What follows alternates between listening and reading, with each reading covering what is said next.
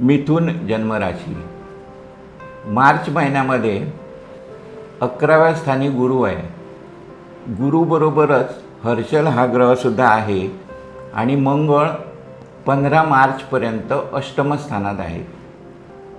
नवीन मित्र भेटतील, पण त्याचबरोबर नव्यानं मैत्री जोडू पडणारे जे लोक आहेत त्यांच्याकडे खूप जपून राहा, कारण ही माणसं तुमचा पुढे गैरफायदा घेऊ शकतील।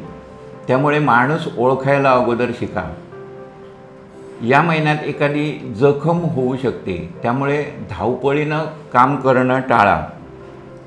खूप दिवसापासून रखडलेले जर प्रवास असतील तर ते होऊ शकतील।